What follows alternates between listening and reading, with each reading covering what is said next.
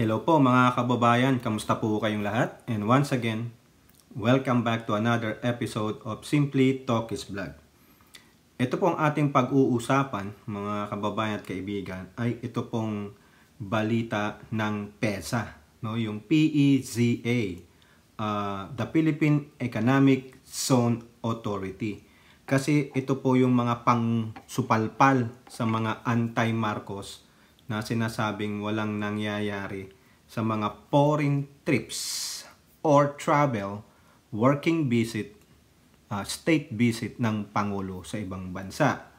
No, bibigyan lang natin sila ng mga ulat, no, na may nangyayari.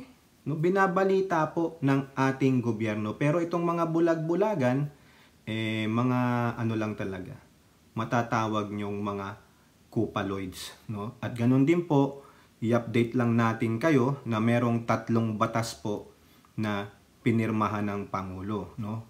Yung dalawa nga dyan, very controversial no? Kasi yung isa dyan, may nahuli po sila, no? At ito, isi-segue lang natin, no? Yung isang balita na nabasa ko dito international. Para po malaman ninyo, no? At ikumpara natin na, hindi lang pala tayo ang ganito. Pero bago po tayo magpatuloy, tayo po ay magbibigay pugay at pasalamat sa lahat ng ating channel members, followers, subscribers, nagla-like at nagsishare ng ating videos. Ganun din po sa mga nagsishare ng kanilang blessings. Doon po sa mga uma-attend at sumusuporta sa atin sa ating mga video premieres. Doon po sa tumutulong sa ating chat box at nakuha na po natin yung 25K subscribers. Now, road to 30K naman tayo. Paunti-unti by multiples of 5 po tayo, no? Kung hanggang saan tayo abutin, no? Okay, so may special shout out ba tayo, no? Dami nyo Nandiyan po si Marie Cris Hernandez, Elora Liz, Ai Chang, si Ate Maite Baisa, si Maritel T. Priscilla, RN Tusens, si Danny Reynado, Red, si Sam D, si Lulu, medyo nagpahinga si Lulu, si Mami B, Nilda Arceo, Ninita Umali, si Hattori, si Ate Carcleya, ang magpapalityon. At doon pa po sa iba, no? Pasensya na kung di ko kayo mabanggit, no? At ganun din po shout out sa lahat ng sumusuporta sa Simply Talk is Vlog. Okay, so eto, unahin po natin yung nabasa kong balita international. Kasi sa atin, ang laging ibinabato sa Pangulo ay ang presyo ng bilihin. Hanggang ngayon daw po, hindi pa naaabot yung sinasabi niyang aspiration niya. Yung sabi ng iba, lalo na yung mga kampo ng mga demonyo, ay pinangako daw na 20 pesos kilo ng bigas. Ang mahal-mahal daw po ng bilihin sa ating bansa. Akala nyo naman, kayo lang ang apektado. Ha? Eto, kababasa ko lang sa Yahoo News dito po. Yan NBC News. Yung mga nandito po sa bansang Amerika. Tingnan nyo po ito sa Yahoo. At $22 burrito? San Francisco restaurant owner says he's keeping up with inflation. Nakita nyo yung burrito na yan? Tignan nyo po yung larawan ng burrito na yan. Dati, makakabili ka ng burrito, may less than $5 nga Sa McDonald's dito, meron sila breakfast burrito, 2 piraso. Alam nyo kung magkano isa yung dati?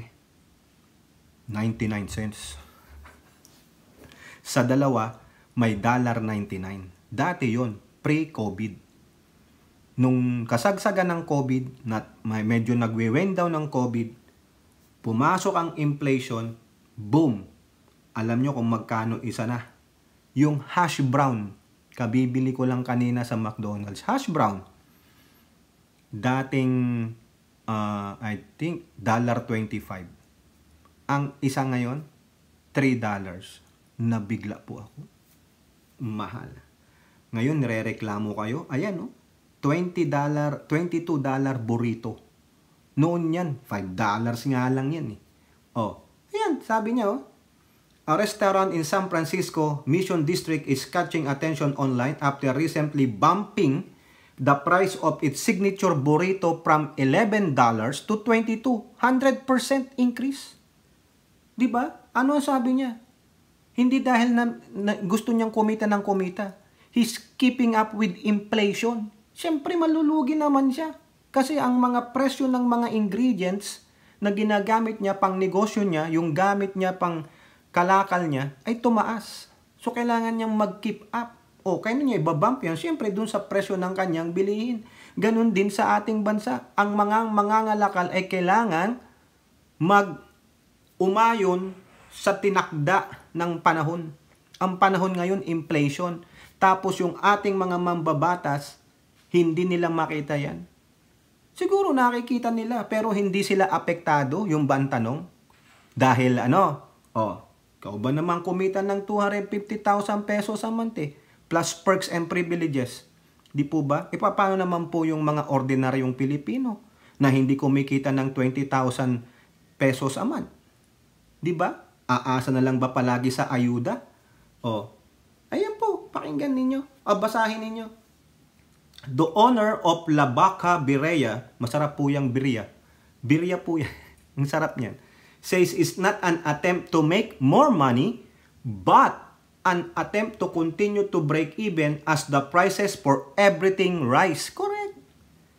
Kaya, wag niyong isipin, no?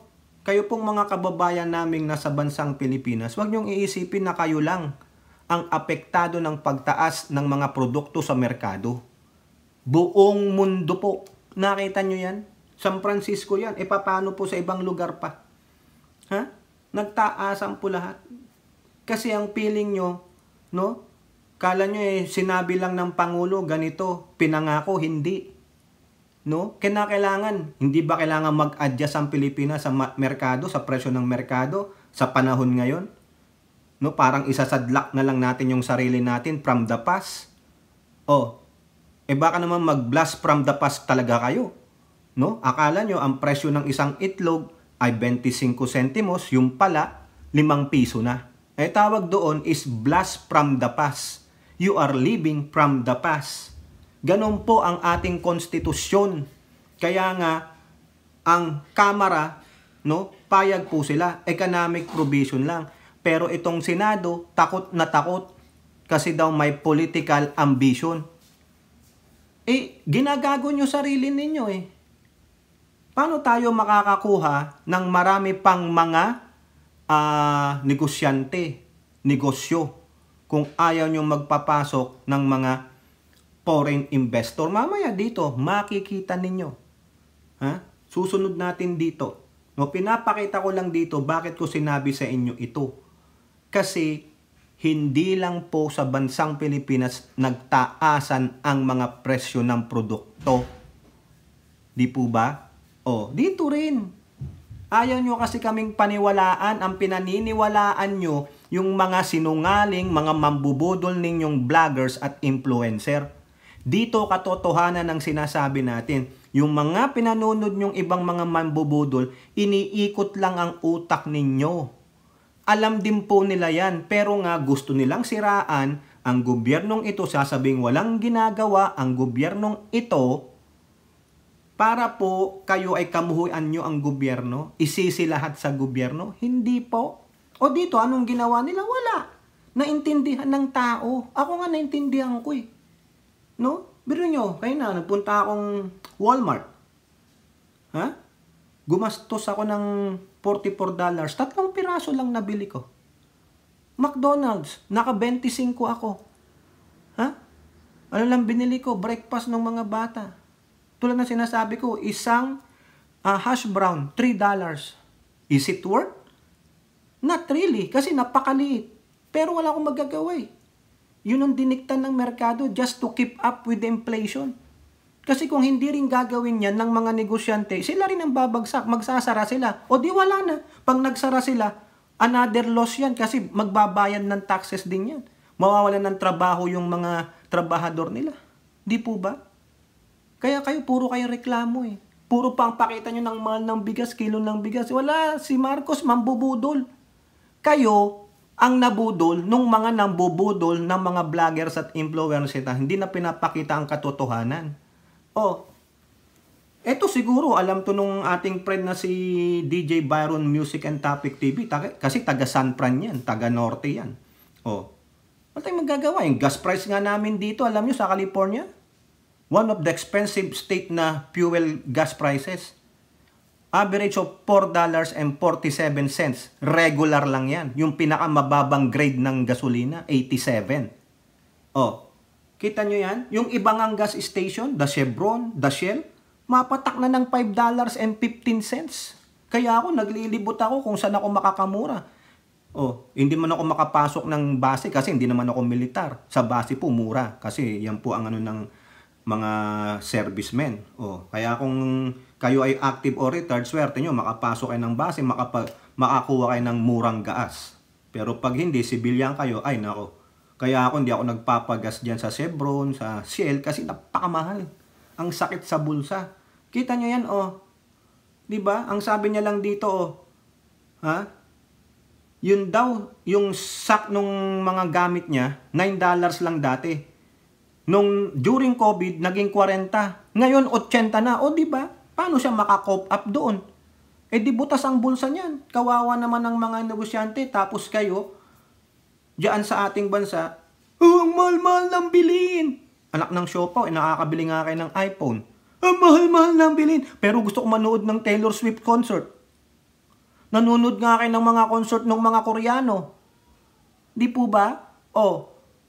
Bakit? Pag kumain ka sa Jollibee, hindi kayo nagre-reklamo sa taas ng presyo? Pero pagdating sa pagbili ng kilo ng bigas, puro kayo reklamo. Kasi pinangako ng Pangulo eh. Kasi sinabi nung aming idol sila Rocky. Kung ganun, wala kayong utak kung naniwala lang kayo sa liksikin ninyo. Hindi ipinangako, kundi aspiration. Malaki ang pagkakaiba nun. Uulitin ko, bakit ko to sinasabi sa inyo? Hindi dahilan na magreklamo kayo sa taas ng bilihin. Ang ireklamo natin, kailangang dumami ang trabaho sa ating bansa. Kailangan dumami ang mga ngalakal sa ating bansa para po matugunan natin yung pangangailangan nating pang-ekonomiya. Kasi the more businesses na pumasok dyan, mga lakal dyan, the more jobs, di magkaroon kayo ng mga sahod pang gastos. You can have 2 jobs. Di ba? Kasi kailangan ng manpower eh. Di ba sa dami ng foreign trips ng Pangulo na hinihikayat niyang magnegosyo sa ating bansa, paano pag yan ay nag-actualize lahat? Open ang economy natin, pero our economy is restricted by the 1987 Constitution. Nung panahon ni Digong, may pinirmahan siyang batas na mag-o-open up ang economy. But it should still follow the 1987 Constitution. Meron pa rin 60-40. Ganon. Ngayon, sinasabi ng Pangulo, i-open nyo ang economy. Hindi layunin ng Pangulo o pinapangarap ng Pangulo o gusto niyang i-extend yung termino niya. Wala siyang sinabing ganon. Ang tanging nagbibigay ng kaisipan na yan na akala, kaya nga maraming namamatay sa akala eh. Di ba? Sinabi ko na to kay Glenn Chong eh. Di ba? Akala nila economic provision lang, yung pala maisisingit. Anong sabi nung mga congressman, lalo na si Rufus Rodriguez? Pag may isiningit dyan about political, magkakandalit-silitsi tayo. Kasi sila sinusuportahan nila ang presidente. Kung ano yung sinabi ng presidente, yun lang. Ano ang sabi ng presidente? Mukha na tayong tanga dito, siramplaka na paulit-ulit. Mas kinahanapin nyo pa yung video evidence nung nandoon siya sa how many years anniversary ng ating Philippine Constitution. Economic provisions only, no more. Pero sila Villar, yung kapatid niya, yung ibang senador na ayaw. Kasi daw pag inopen ang konstitusyon, baka hindi lang yan. Kayo lang nag-isip nun eh.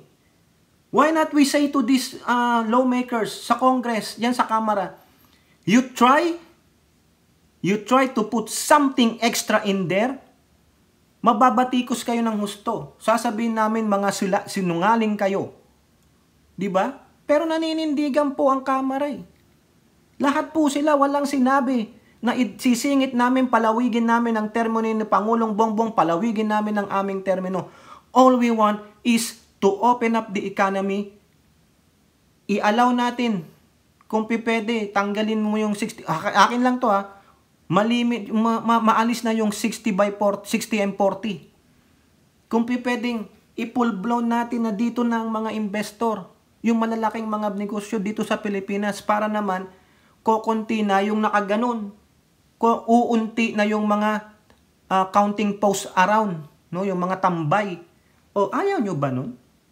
Di ba? Ang ganda niyan. Tapos, magrereklamo pa ba kayo sa taas ng bilihin? Ganyan na po yan eh. Inflation is inflation. Nandyan na yan because of the pandemic. Worldwide po yan, hindi lang sa ating bansa. Kaya ako pinakita sa inyo yung ulat na yan. Para yung katotohanan na sinasabi ko, nung iba kong kasamahang mga vloggers, na ang katotohanan, hindi lang sa Pilipinas, nagmamahal ang presyo ng mga bilihin. Lahat po. Ayan Kaya wag kayong pagulan. Kaya hanggat maaari, manawagan tayo sa Senado na do the right thing. It's about time. Sambayan ng Pilipino naman ang unahin ninyo. Kayo lami-lami na kayo sa kwarta. Lami-lami na kayo sa inyong mga bahay na ang lalaki, ang luluwag. Ang sarap-sarap ng buhay ninyo. You're eating more than a steak in a day. Di ba? Kami, kanin lang. Saka asin, pwede na. Kayo, kanin, asin, plus extras. Di ba? Kung kami maka-extra, swerte na. Wag naman kayong dupang. Wag naman pansarili lang ang isipin ninyo. Isipin nyo, ilang milyong Pilipino. Hindi pwedeng lagi na lang ayuda. It's about time tayo naman para makahabol tayo sa ating mga karatig bansa dyan sa Asia. Di ba? Yun po ang point ko. Kaya ako pinakita ito. At experience ko eh. Sinasabi ko sa inyo, andyan nga yung resibo. Ayoko lang pakita. Baka maano ako madimanda ako dito ng McDonald's o yung Walmart. Wag naman. Pero katotohanan, resibo eh. Meron na ako eh. Maski na yung mga nandito sa California. Magkano presyo ng isang hash brown sa McDonald's? Sipain nyo ako pag di ako nagsabi ng totoo na $3. Nandyan, may resibo ako. Dito sa amin, nakita ko. Gumamit nga lang ako ng kiosk. Kita ko, ba't ako babayad ng $25? Ano in-order ko? $3 na hash brown, $11.99 yung big breakfast, at isang McGriddle sandwich, $6.99. Plus tax pa. Ano yung tax percentage namin dito? 8%. Ayan. Diba? Ayan po. Kita nyo? Now, even though may inflation sa buong mundo, ang Pangulo naghihikayat pa rin. Travel pa rin siya ng travel. No? Ginagawa nila lahat ng paraan para magkaroon ng maraming trabaho. Kasi nakakasawa rin po ang ayuda na lang ng ayuda. Kasi ang ayuda ng ayuda na yan, pinupunduhan po yan sa budget na uutangin kung kulang man yung pondo natin eh. Di po ba? Kung marami ng trabaho, maraming magbabayad ng taxes, magandang tax collection ng BIR, ng customs, kung walang magnanakaw dyan sa customs, lahat po ng collection. Tama. No? Siguro kung gano'n na tayo kasagana, may mangurakot man, sa akin lang may mangurakot na government official, hindi natin madaramay. Kasi, sagana tayo. Di ba? Kung ano yung natatamasa nila, natatamasa rin natin. May kotse sila, may kotse din ako. May bahay sila, may bahay ako. Nakakapunta ka ng Ilocos Norte sa Pagudpud, nakakaano rin. Nakakasakay ako ng eroplano, ganon. Di ba? Ako, dito siguro sa lugar namin, meron sigurong mga ganon, under the table, pero hindi naman namin nararamdaman kasi yung serbisyo ay ginagawa naman nila. Yung park namin dyan, every week, twice a month, nililinis yan, tinitrim, pinapaganda. Yung mga basketball court net, kung sira na, palitan nila, yung bumbilya, maayos. Magre-reklamo pa ba kami? Di ba? Ganon. Kasi nga, ang sabi ko sa inyo, kung maganda ang sistema, may mangurap man dyan ng maski na paalit-liit lang, sige, okay na yan. No? Basta wag lang yung sobra-sobra talagang wala nang gagawin para sa atin. Yun lang, hindi ko po ina-advocate ang pagkukurap, pagnanakaw, pero hindi maiiwasan yan. Kahit nasaang panig ng mundo, anong gobyerno, meron at merong kawatan. Diba? Ang inaano ko lang, kung ang ating bansa ay magiging maunlad, hindi natin gano'ng masisilip yan eh. Kasi, alam ko dyan, ito may trabaho naman ako. Maganda naman nakikita kong serbisyo ng gobyerno. Wala naman nang aapi sa akin. Di man ako nang aagrabyado. Di ba? Ganun lang sa akin. Kasi akong gusto ko, nakita ko naman umangat ang antas ng pamumuhay ng bawat Pilipino. Walang maaagrabyado. Diba? Nang sobra-sobra at walang mang-aagrabyado ng labis-labis. Yun yan. Ito po. Sa Filipino Star ngayon. Benepisyo ng bagong Pilipinas ramdam na ng publiko. Sino pong mga nagsasabi dito? Kasi alam nyo yung Congress TV, no? I think once a week yata yan. No? 3 palaging congressman dyan ang nauupo. Tinatanong po sila. Ito po. Sa pulong balitaan sa kamera noong Webes, ipinagtanggol ni na Deputy Majority Leaders Erwin Tulfo at Janet Garin kasama si Anak Kalusugan Party List Representative Ray Reyes ang programa ng Pangulo. Yan. Ayon kay Tulfo, kinatawan ng ACT-CIS Party List. Ito, alam nyo sa aking opinion, sana balang araw sa pagdating ng panahon maging presidente ito si Erwin Tulfo. Ito po yung gusto kong Tulfo, si Erwin. Mahusay eh. No, subukan kaya natin no sa mga darating na panahon, no? Sir Erwin, ilang taong ka na ba? Baka tumatanda ka na, baka why don't you give a try, no? Wag mo lang kalabanin si Gibo, ha? Wag lang si Gibo. Kasi ako, kung si Gibo tatakbong presidente, silang dalawa ni Martin magtandem, Gibo Teodoro po ako. No? Pero kung wala si Gibo, si Erwin, at saka si Speaker, I'll go for Erwin. No? Idol to. Hopefully, kung papayagan siya ng COMELEC, kasi meron siyang aberya, di ba? Magaling po eh. Magaling mamuno eh. Makikita mo talagang the qualities of being a leader. No? Ang inilunsad ni Pangulong Marcos ang bagong Pilipinas campaign sa pakikipagtulungan ni Speaker bilang pagtupad sa pangako nito na ilalapit sa mga Pilipino ang serbisyo ng iba't ibang ahensya ng gobyerno. Ito mamaya malalaman nyo kasi dito may ginawa ang Pangulo. Ang linggo-linggong pamimigay ng rice at cash assistance sa mga mahihirap sa iba't ibang lalawigan ay isa sa mga programa ng bagong Pilipinas. Opo. Ito na natin to, na i-vlog natin yung Mimaropa. Hindi yata, no? Hindi ko na isama. Yung Mimaropa, nagpunta po doon si Speaker before they went to Australia and Germany. Namigay po sila dyan ng mga bigas, cash assistance, yung card, saka mga ilang gamit pang saka. No?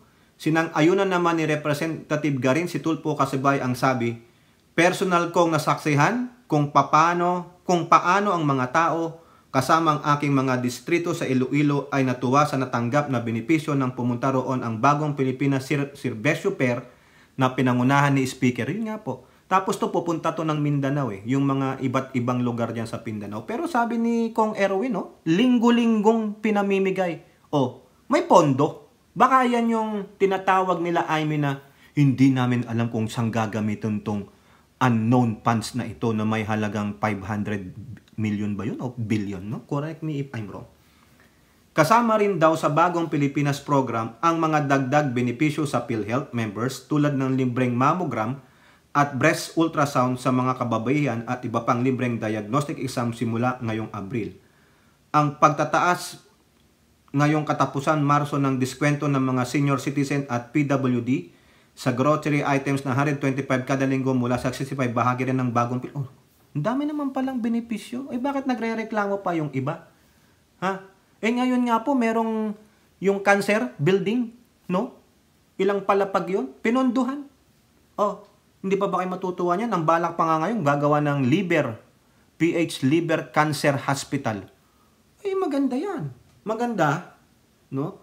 Kay speaker, no? Sa mga congressman, kay Pangulo. Isang building na lang. Lahat nandun na. Philippine Cancer Hospital. Lahat ng uri ng cancer. Doon na lang i-treat. No? Lahat. Kung ano man merong cancer. O tapos, isang region. O, kung malaki yung rehiyon, nasa sasakupan, magtayo kayo dyan ng 2 o 3. Oh, di ba? Ilang rehiyon tayo. Para yung mga ibang malalayong lugar tulad ng Mindanao, Visayas, hindi napupunta sa Luzon. Para hindi naman sila na-alienate. O di ba magandang plano yan? But however, the problem is, can they do it in 6 years? Sana naman yung papalit kay Pangulo ay ituloy yun. O sana kung si Gibo, si Speaker, o si Sir Erwin, wag lang si Tamilmil. Walang mangyayari sa Pilipinas. Pag si Tamilmil ang naging presidente, unang-una, tuwang-tuwa ang mga Tsekwa. Ang dami nang ang Tsekwa dyan sa Pilipinas. Yung palang sa Pogo, mga kababayan, di ba may mga Pogo sa bansa natin? Yung palang mga empleyado dyan, mga inchik, mga Chinese nationals, pinapadala pa ng inchik ng mga China sa bansa? Gago. Paano nangyari dun sa mga natin, kapwa Pilipino natin? Wala. Ang naging trabaho, mga guest relation. Nung nag-check-in kami dyan sa nag one night kami sa City of Dreams kasi palipad na kami the following day. Ayun. Tinanong ko yung mga yung mga bagger, yung ganon. Ay sir, lang kami, hindi kami management. Ang mga management po, mga Tsekwa. Discrimination. Yung sabi, Pogo yun. May casino dun. Biruin nyo yan. Sa sarili mong bansa, discriminated ka. Wow! Antibay mga kababayan, no? Now, eto na. Eto na yung sampal sa mga influencer vloggers na naghahanap ng mga yung katotohanan ng foreign trips o travel ng Pangulo. Almost half of 2.8 billion pesos investment approvals came from Marcos foreign trips ayon sa PEZA, Philippine Economic Zone Authority. Halos kalahati daw ng 2.8 billion investment approvals, yung mga nag-i-invest na inaprubahan ng PEZA at DTI, ay galing sa foreign trips. Almost half. Ano yung almost half niya? Sabi mo, 1.3 billion? Therefore, approve na to Approve na. So therefore, bawing-bawi na yung pondo ng foreign travel ng Pangulo na ngayong 2024. Kung ito ay approval nung sa 2023, foreign trip niya, bawing-bawi na yun. Kasi 864 million lang yun . Sobra pa. Sabihin nyo, bawi na yung 2023. Meron pang konti sa 1.04 billion pondo niyan ng 2024. Konti na lang. Bawing-bawi na. So worth it. Kung pumasok yung Australia dyan, pumasok yung sa Germany, kalahati ng Germany, $2 billion. Ilang banga ang babasagin ko sa mga mukha nyo. Di ba? Yan Hindi tayo nagpi-fake news. Sila, walang mapakitang ebidensya. Tayo merong ipinapakita. Report po to ng PEZA The Philippine Economic Zone Authority has approved the 2.845 billion pesos investment for March, which almost half of it coming from the foreign trips of President Marcos Jr. The approval of the investment, meaning approve na to. Pasok na sila sa banga, pasok na sila sa Pilipinas, mag-i-invest na sila, gagawa na sila ng trabaho nila. Mamaya mapapakita ko sa inyo. May isa pa dyan. May isa, katunayan. Came after the board meeting last Friday, Director General Teroso Panga said in a news forum on Saturday. Ganon kami ka-bullish ngayon. Bullish meaning positive. Para silang yung sa market, sila yung bull na up ang market. Yung investment talagang lahat may bumibili. Buy, hindi po sell ng sell. Di ba? Nasa positive, hindi negative. Bullish The bull, gore ng ganon. Di ba, Aichang at Elora? Nagkaroon kami ng board meeting and for March, ngayon ko lang po, if you will allow me, I will now share with the media our approval.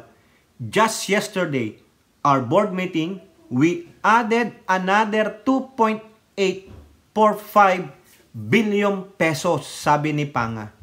The PESA official added that it is 21.8% higher than the same period last year of 2.43 billion. Dumami pa, umangat pa, 21.8% compared to last year's investment approvals.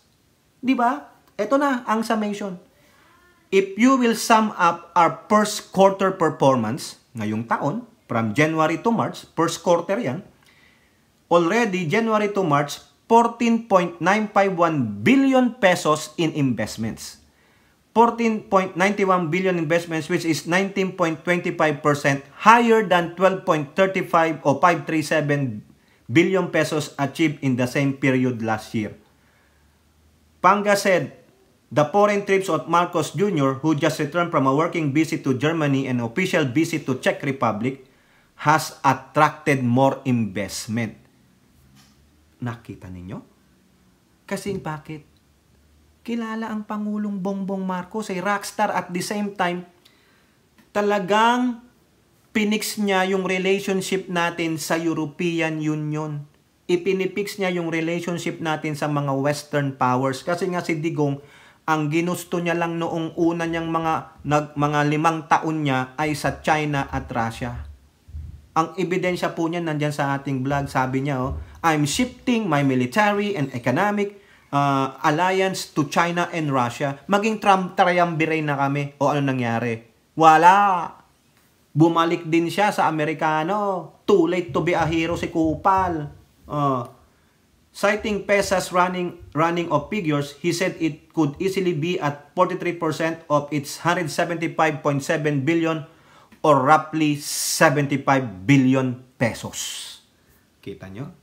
Pasok na pasok sa banga. Tanong ko sa inyo kanina, ngayon, ilang banga ang babasagin natin sa muka ng mga naysayer?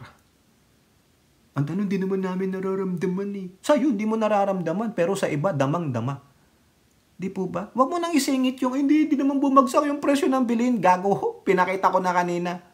Inflation. Hindi nyo naintindihan eh. Di ba?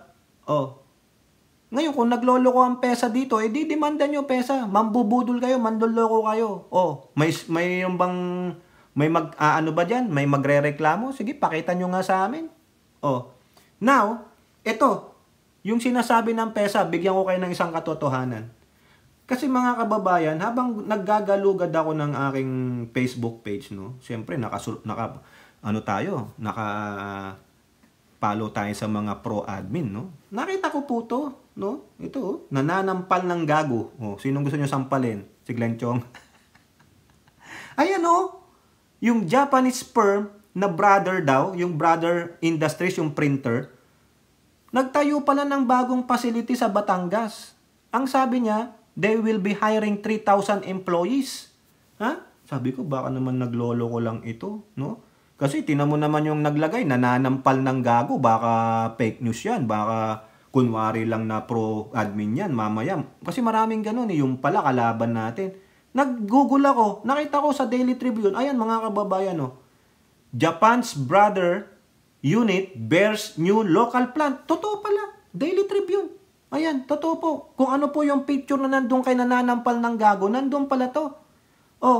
Factory 3, pangatlong factory na nila. Tinignan ko rin sa Brother website. Totoo nga, 3 na. Pero ang gusto kong malaman, yung balita talaga na nagsasabing mag-hire sila ng additional 3,000 employees. Diyan sa Tanawan, Batangas po ito.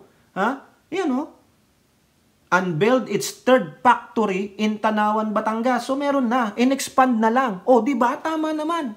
Kasama yan sa investment pledges.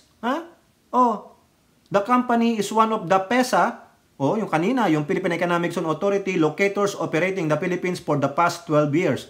The company expansion is to set to increase its production capacity to meet the growing demands for its product. Ay, sikat pa lang, brother. Di ba? Ako, meron, iba po yung printer ko eh. Ayan. Ito, sabi dito, hindi ko nababasahin lahat ito, pero itong gusto kong malaman ninyo, para hindi tayo nagpi-fake news, para totoong sinasabi natin. No? Ano ba dito? Ito sa dulo. From its current 9,000 Filipino employees, the company's third factory is expected to create over 3,000 new jobs and boost the economy. Kayo kung gusto nyong maging factory worker dun sa brother, apply na. Dun sa Tanawan. O baka kayo namang mga taga-Tanawan dyan, sige na, apply na.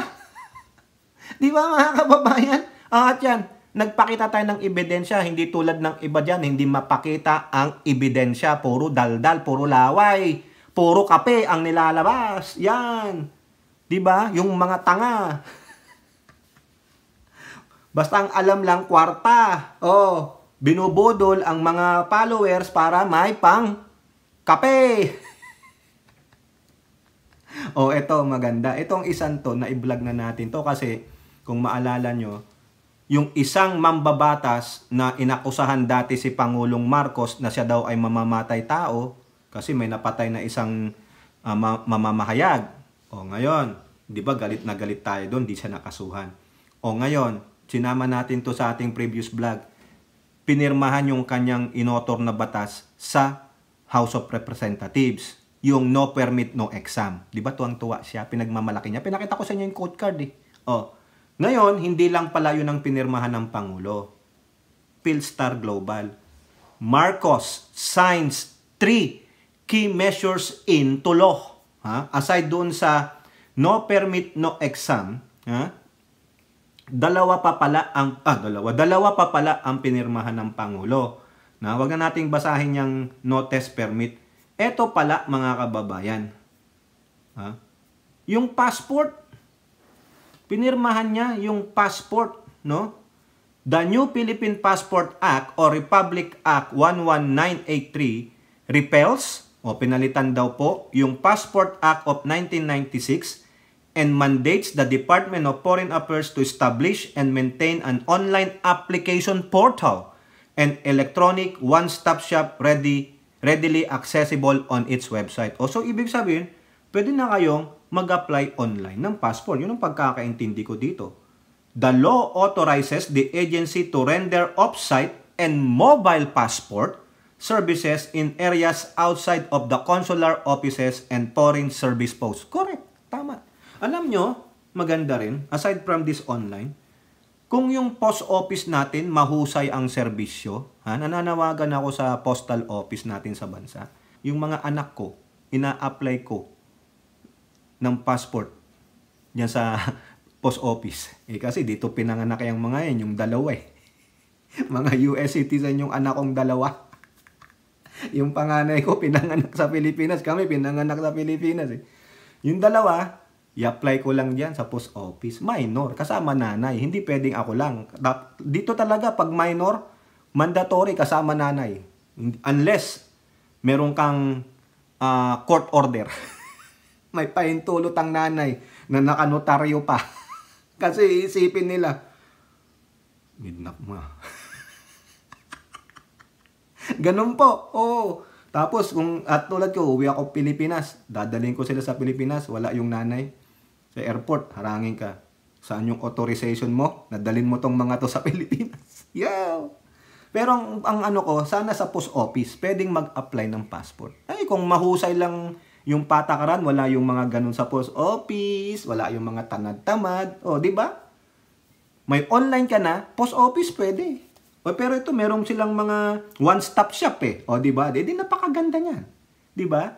It also tasks the DFA to arrange accommodations for the application of regular passports by senior citizens, persons with disability, pregnant women, minors aged 7 years old and below, solo parents, OFWs, and individuals in emergency and exceptional cases through the creation of special links. Correct! Tama yan. Ang galing naman nito, di ba? Kung sino po yung nakapag-author nito, magaling kayong mag-research. I like it. Pero sana naman, wala po yung mga maldita, mga Karen, mga Ken na mga kawani ng gobyerno. Kasi marami diyan mga maalipusta. The law also enumerates the requirement for the application of issuance of passports, grounds for the denial of the issuance of cancellation of, and imposition of restriction on passport and penalties for passport-related offenses. Siyempre naman, dapat lang. Okay. Ngayon, mga kababayan, eto natagpuan ko dyan, no? Buisit, no? Bago po mapirmahan niya ng Pangulo, yung passport law, May balita po sa Filipino Star ngayon. I think itong si Senator Pia ang pumalit sa Blue Ribbon Committee, no? Tama niyo po ako kung mali ako, no? Si Senator Pia. Sabi dito, Philippine passport for sale. Na, ang dami talagang mga tiwali sa atin, ano? Hindi talagang siopa, oh. Naalarma ang Senate Blue Ribbon Committee kaugnay sa pagbibigay ng pasaporte ng Pilipinas sa isang Vietnamese national. May kakutsaba to. Magkano? Tama lang po yan, Senator Pia. Ito si Senator Pia, idol din to eh, no? Sana hindi katulad to nung kapatid niya. Sa pagdinig tungkol sa tumataas na bilang ng hindi otorisadong paggamit ng mga banyaga ng mga government documents, kino-question ni Senator Pia Cayetano kung for sale na ang Philippine passport. Ibinunyag ni Senator Pia Cayetano, pinuno ng Senate panel ang umano'y irregularidad at pinangalanan ng Vietnamese national na isang Nguyen. Sa atin, Nguyen. May banggit sila dyan eh. Ewan ko. Nguyen? Nguyen! Pero nilinaw din niya na pa-deport na ang nasabing banyaga. Correct. This foreigner is using a duly issued Philippine passport, a Vietnamese national. So this Vietnamese national was recently deported by the Bureau of Immigration after being discovered in possession of a fraudulent obtained Philippine passport. Ayon pa kay Cayetano, napatunayan na inisyu ng Department of Foreign Affairs ang passport ni Nguyen. Ay, ibig sabihin po, Senator Pia, may kakutsaba. Nandyan po sila sa DFA. Meron silang kakutsaba. May mafia dyan sa loob ng DFA. Kaya po, DFA Secretary, ano ba pangalan nun? Manalo, you better clean up your department. Kung si Francisco Chuy Laurel, kini-clean up niya ang DA, ganun din dyan. Ang dami po dyan. Mga iskalawags. Nauna rito, nagpahayag ng pagkabahala ang mga senador sa pag-i-issue umano ng mga balidong pasaporte ng Pilipinas sa mga Chinese nationals na banta umano sa Greenham. Talaga naman. No? Napaulat ng mga dayuhan ay nagbabayad ng ₱250,000 o 500,000 pesos para makakuha ng mga pasaporte ng Pilipinas. Yun lang. Kung sino po yung mafia dyan, tingnan nyo sabihin nyo, mafia sila. Dun sa boss, magpa-process, ganyan. Tapos yung pinaka-boss, sabihin nyo, mga 5 sila. 5 sila. 500,000. So, 100,000 each. O di kaya, yung pinaka-boss, yung mag-a-approve, mas malaki ang cut niya. Siguro, yung kukuha lang ng dokumento, yung frontman, siguro sabihin nyo, sige, 25,000 ka, Bawat makuha natin. Siyempre, hati-hati yan. Basta ang pinakamalaki dyan, yung talagang big boss. 500,000. Kung 10 yan, 10 ng mga tsekwa. Sige, sabi ko na tsekwa. Talagang babanasin ko ang mga tsekwa. Di 5 million. Tama? Kasi 5 times 10, 50. O dagdagan nyo na lang ng ilang zeros. 5 million. Yung 25,000, magiging 250,000 na yung kanya. Tapos yung pinaka-big boss, kung ilan sila sa isang buwan. Di ba, Pia Cayetano? So, you better clean up the DFA. I-purge nyo yung mga mafia dyan. Yung mga mandarambong. Di ba? Hindi lang dyan sa DFA. Isama nyo na ang Bureau of Immigration. Isama nyo na ang customs. Marami pa rin dyan. Sa lahat ng departamento ng gobyerno. Kanya-kanya po silang diskarte kasi naiplanta ang mga mafia, ang mga kartel. Kaya hindi po umuunlad ang serbisyo ng ating mga kawani ng gobyerno. Nasabi ko sa inyo, kung maganda sana ang serbisyo ninyo no? Na ang antas ng pamumuhay natin, hindi natin maramdaman na kayo ay paunti-unting nangungupit. Sabi ko sa inyo, I'm not advocating that, pero hindi po yan mawawala sa gobyerno. Pero kung maganda naman ang serbisyo, napapatubad ang mga serbisyo, may nakikitang serbisyo, no? Ginagawa yung mga daanan, trapiko, baha, no? Di ba? Masagana tayo. We can eat more than 3 times a day. Meron pang dessert. Makamovie ka. Pero hindi po lahat natatamasa yun eh. Yung iba gustong-gustong maging kawani ng gobyerno, magtrabaho sa gobyerno. Bakit? Kasi sila ang yaman. Yung trabaho nila, nasa custom sila eh. Gusto ko din yun. Diba? Kasi sila, nandito sa departamentong ito. Every month, nagpupunta ng ibang bansa. Every month, may bagong ganito. Every month may paparty. Ang laki nga ng hasyenda nila doon sa bayan nila. Gusto ko rin magkagaroon. Papasok akong kawani ng gobyerno. O diba? Ganon. Tanungin nyo ibang mga nag-a-aspire dyan. Hindi para maglingkod sa taong bayan, kundi paglingkuran ang kanilang bulsa. Yan o. Nilahad ni ano? O ngayon, paano nyo malalaman yan na yung passport nito, original hindi. Hindi kasi yung gumawa nung peke, no, parang totoo, ay nandun din sa loob ng departamento na gumagawa ng passport. Kasi sila lang ang merong kakayanan yan eh. Yung mga special feature sa passport natin, yung mga hologram dyan, sila bang meron dyan? Eh di sino yung gumagawa ng passport?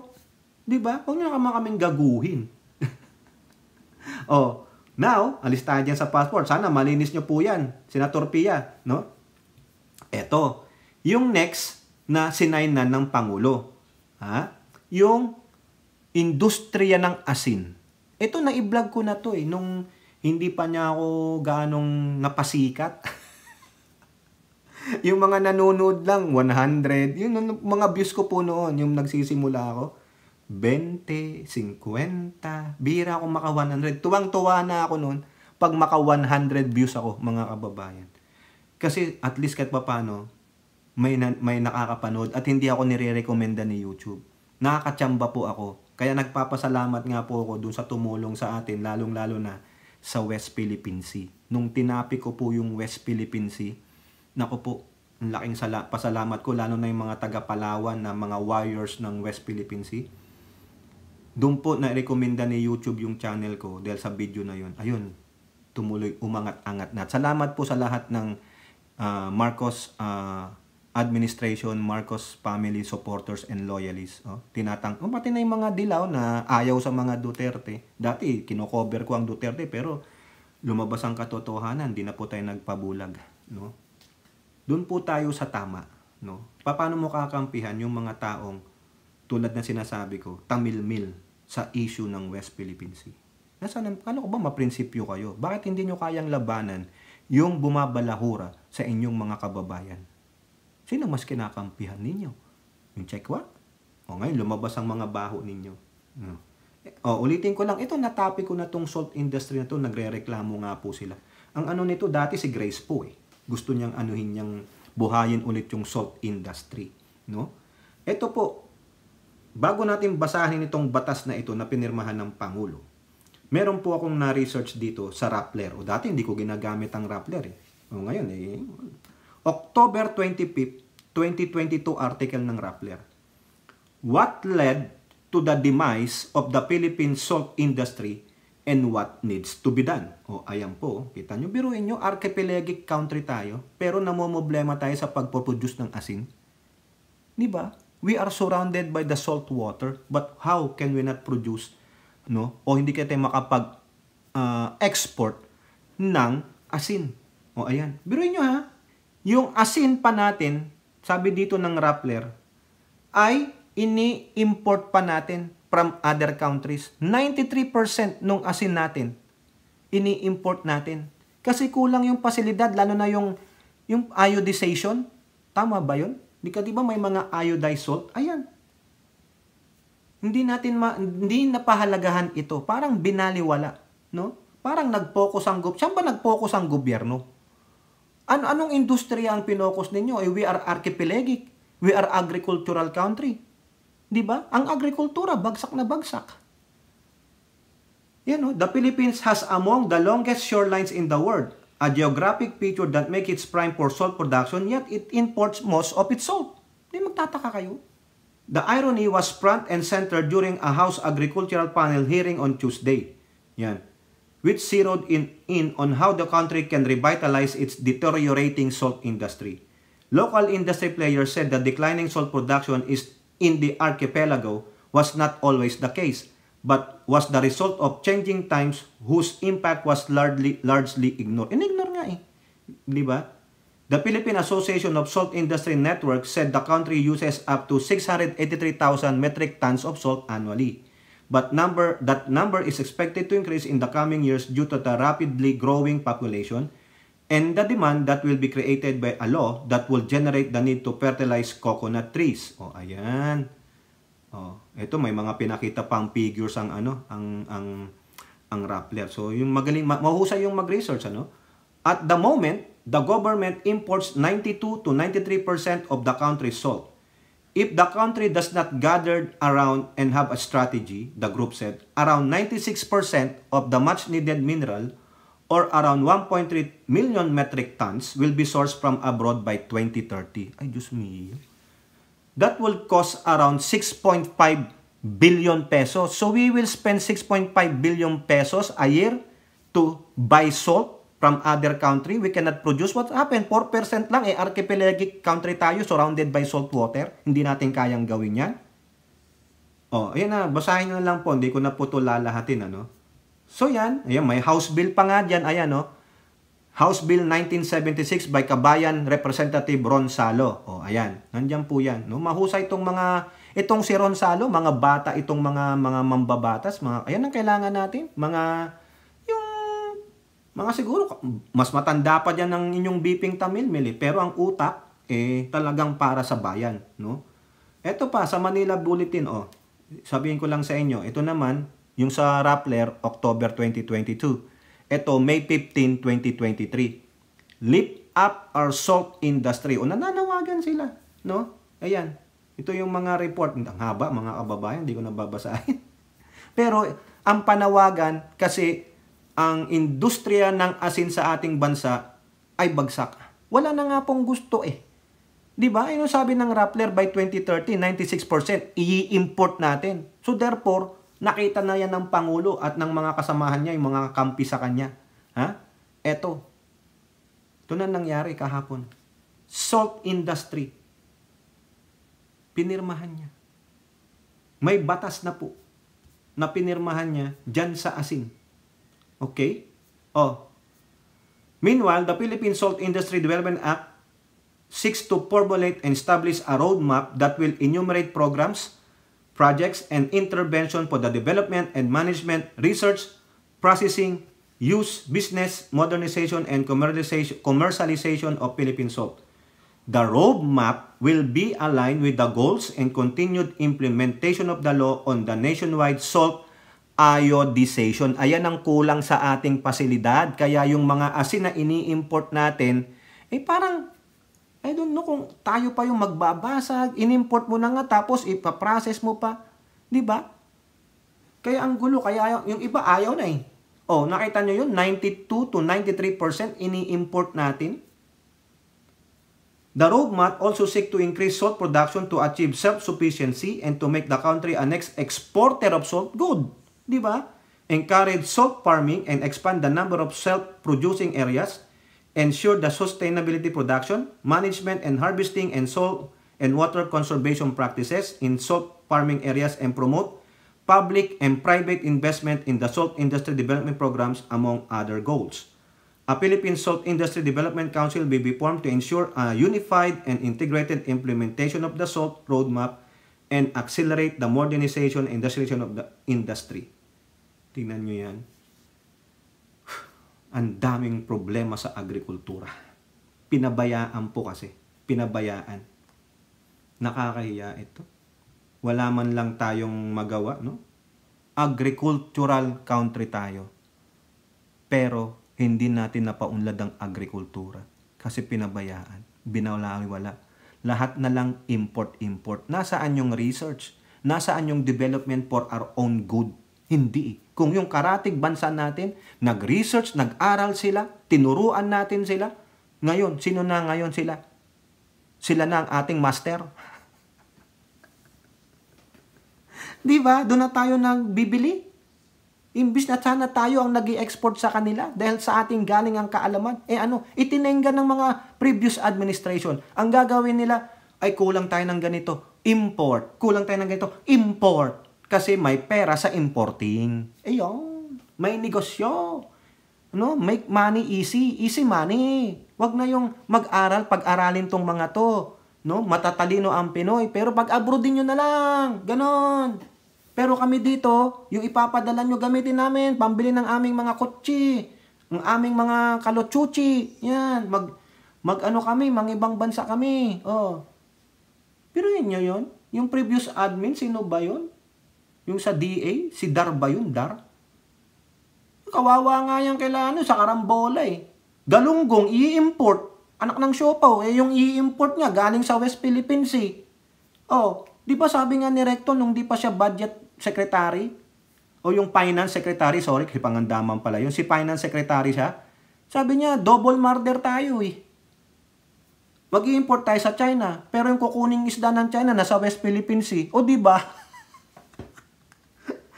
Kung ikaw na lang mangisda dun, utusan mo yung mga isda natin dyan sa Palawan, sa Zambales, kung saan man sila galing. Hindi na tayo nag-import. Di ba? Kaya nga ang Pangulo naninindigan talaga dyan sa West Philippines eh. Hindi pwede.